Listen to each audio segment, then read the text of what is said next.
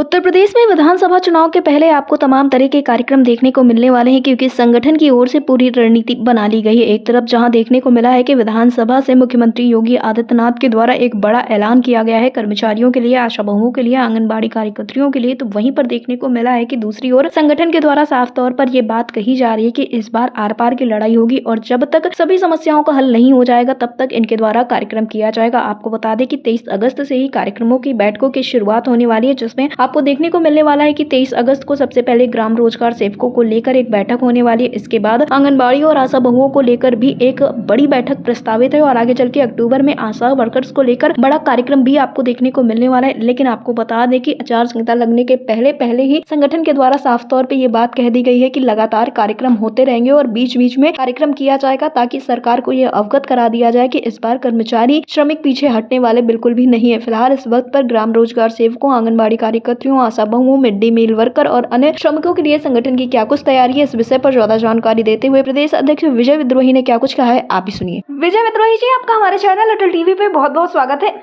आभार आपका, नमस्कार जी विजय विद्रोही जी, जिस तरह से देखने को मिल रहा है कि उत्तर प्रदेश में श्रमिक लंबे समय से संघर्ष कर रहे हैं और बीच में उत्तर प्रदेश सरकार के द्वारा ऐलान भी किया गया कि मानदेय में बढ़ोतरी की जाएगी, लेकिन उस ऐलान के बाद से ये देखने को मिल रहा है कि कोई भी चीज आगे बढ़ती हुई नजर नहीं आई है। वहीं आप लोगों के द्वारा 13 अगस्त को एक कार्यक्रम भी किया गया था। कार्यक्रम के बाद क्या कुछ स्थिति है? क्या शासन के द्वारा कोई बातचीत का प्रयास किया गया है?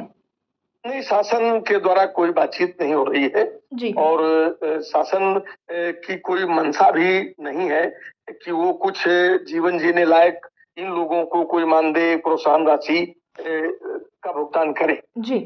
सरकार ये चाहती है कि चुनाव के करीब पहुंच करके जो चनाचूरन दे देंगे जिससे कि इनके पास बोलने का भी कोई मौका न रहे और हमको पीठ थपथपाने के लिए भी हो जाए और ऐलान और घोषणाएं करने के लिए भी चुनावी सभाओं में हो जाए कि भाई हमने आशा को ये दे दिया, मिड डे मील को ये दे दिया, आंगनबाड़ी को ये दे दिया है। ये सरकार का पूरा मंशा है और उनका कोई नियत नहीं है कि वो इन लोगों की जिंदगी की बेहतरी के लिए कुछ करें। ये एक बात स्पष्ट है। दूसरा ये है कि ये पूरा सरकार जो है एक तरफ ऐलान कर रही है, भ्रम पैदा कर रही है। वो अपने उनके जो पाले हुए कुछ संगठन हैं, कुछ लोग हैं, उनके जरिए मुख्यमंत्री जी ने जब दे दिया है तो घोषणा कर दी है तो अब आंदोलन करने का क्या जरूरत है। इस तरह का कुछ बहस चला करके सरकार के पक्ष में भी गोलबंदी करने की कोशिश कर रहे हैं जी।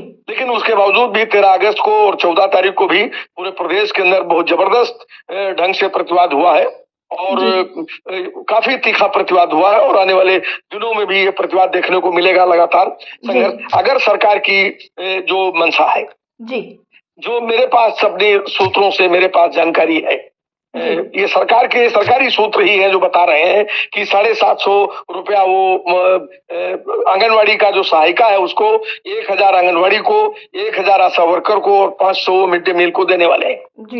ये कतई आंगनवाड़ी के लिए भी और आशा के लिए भी और मिड डे मील के लिए, तीनों के लिए ये कतई स्वीकार्य नहीं जी। नंबर एक बात, इसके खिलाफ तीनों संघर्ष करेंगे और वो इसीलिए वो इसको घोषित नहीं कर रहे हैं कि अभी घोषित कर देंगे तो ये विक्षोभ बढ़ेगा, हमारे खिलाफ आंदोलन बढ़ेंगे, चुनावी वर्ष है तो इस रेजिस्टेंस का हमको नुकसान होगा। तो एक तो ये है कि सरकार इसीलिए की घोषणा नहीं कर रही और हम लोग कोशिश करेंगे कि सरकार के इस फैसले को बदलने के लिए सरकार को हम अपने आंदोलन के जरिए बाध्य कर सके और जो सरकार के साथ कमिटमेंट है कि न्यूनतम वेतन के समकक्ष आप भुगतान का गारंटी करिए। 2019 में हाईकोर्ट ने मिड डे मील वर्कर्स के लिए कहा था कि आप इनको न्यूनतम वेतन दीजिए। 2019 से हाईकोर्ट का वो फैसला पेंडिंग पड़ा हुआ है, सरकार ने उस फैसले का कोई सम्मान नहीं किया। इसी तरह आशा, मिड डे मील और आंगनवाड़ी के लिए 2014 में जो 45वां 13 में 45वां भारतीय श्रम सम्मेलन हुआ था और बाद में 15 में जो भारतीय श्रम सम्मेलन हुआ, इन दोनों में कहा गया कि इनको न्यूनतम वेतन, ग्रेजुटी, प्रोविडेंट फंड, कर्मचारी का दर्जा, मातृत्व अवकाश, ये सारी चीजें आप उपलब्ध कराएं जी। लेकिन सरकार ने उन दोनों सिफारिशों को, दोनों में प्रधानमंत्री मौजूद थे, एक में मोदी जी स्वयं मौजूद थे, अध्यक्षता कर रहे थे, एक की अध्यक्षता मनमोहन सिंह ने की थी। खड़गे जी जो कांग्रेस के राष्ट्रीय अध्यक्ष है उस समय भारत के श्रम मंत्री थे 2013 वाले भारतीय श्रम सम्मेलन जी। तो सरकार ने अपनी ही की हुई सिफारिशों को लागू करना उचित नहीं समझा जी। और अभी भी आप 2000 में काम लेना चाहते हैं। आप नहीं, कितना आश्चर्यजनक बात है कि 2000, 2500 रुपए, 3000, 5000, 7000 रुपए में आप जिनसे काम ले रहे हैं उनका पैसा भी आप समय से नहीं दे रहे। आज जी। मिड डे मील वर्कर्स का 6 महीने, 5 महीने से पैसा बकाया है। आशा वर्कर्स का पूछा होना से लेके अभी तक का 2 लाख करोड़ रुपया बकाया है। जी। माने ये स्थिति है कि उत्तर प्रदेश का कुल बजट 7.5 लाख करोड़ है। और जो है आशा वर्कर्स का खाली केंद्र और राज्य से आने वाले जो मद है उनसे बकाया 2 लाख करोड़ पहुंच गया। जी। तो सरकार कितनी असंवेदनशील है कि 2000 पाने वाले लोगों का भी वेतन आप समय से मानदेय प्रोत्साहन राशि नहीं दे पा रहे हैं, तो आप क्या बढ़ाएंगे? इसी तरह अगर आप देखिए तो दूसरे छोर पर रोजगार सेवकों का एक मसला सामने आया है। जी। उस रोजगार सेवकों के मसले में उनके भुगतान के लिए लगभग करीब 2500 करोड़ रुपए की जरूरत है। जी। उनका जो है 18 से बकाया है, 19 का बकाया है, 19-20 का बकाया है, 20-21 का बकाया है, 21-22 का बकाया है, 22-23 का बकाया है, 23-24 का बकाया है, 24-25 का बकाया है और 26 अभी तक का बकाया है। जी। सरकार ने 57 करोड़ रुपए दिए कुल। जी। 57 करोड़ में आप कितना भुगतान हो जाएगा? तो आप मेहनताना 5-5 साल, 6-6 साल, आपकी 10 साल सरकार हो गई और 7 साल से लोगों का भुगतान बकाया है और आप फिर ठोक रहे हैं कि मैंने 57 करोड़ रुपया दे दिया। तो बहुत खराब स्थिति उत्तर प्रदेश की है। और ये चाहे रोजगार सेवक हो, चाहे ये मिड डे मील वर्कर्स हो, चाहे आंगनबाड़ी हो और चाहे आशा वर्कर्स हो, ये सब आंदोलन की तरफ बढ़ रहे हैं और आज एक बैठक हो रही है और हम लोग उसमें निर्णय लेंगे। रोजगार सेवकों की एक बैठक 23 तारीख को, प्रदेश भर के रोजगार सेवकों की बैठक जो है लखनऊ में 23 तारीख को होने जा रही है। आशा वर्कर्स का एक कार्यक्रम 23 अक्टूबर के लिए पहले से तय है। बीच में भी हम लोग कुछ कार्यक्रम निकाल सकते हैं, चुनाव बहुत नजदीक है। मिड डे मील वर्कर्स का भी कुछ कार्यक्रम निकाल सकते हैं। आशा और आंगनबाड़ी का भी हम लोगों ने कुछ कोशिश किया है और उनका भी बैठक करके कुछ आंदोलन का रास्ता निकालेंगे। और निश्चित तौर से ये जो आने बीच के जो 2-3 महीने हैं, नवंबर तक का जो समय हमारे पास है, इसमें हम लोग सरकार के खिलाफ एक चुनौती खड़ी करने और एक बेहतर जिंदगी की तरफ बढ़ने का कुछ जो मसला है, इसको हल करने की तरफ बढ़ेंगे। जी, यानी कि विजय जी, ये कहा जा सकता है कि इस बार विधानसभा चुनाव में जब आचार संहिता लगेगी उसके पहले लगातार कार्यक्रम आप लोगों के द्वारा किए जाएंगे।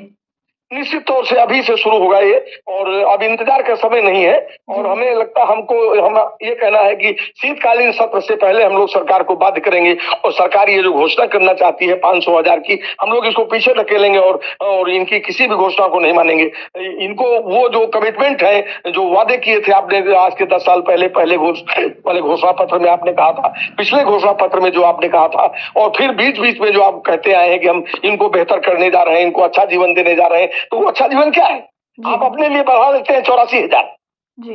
खाना फ्री, गाड़ी फ्री, जहाज फ्री, बंगला फ्री, सिक्योरिटी फ्री, दवा फ्री, पानी फ्री, चपरासी फ्री, नौकर फ्री, झब्बा बस्ता सब फ्री। और जिनको 2000 मिल रहा है वो गांव में रास्ता नहीं है, कीचड़ में।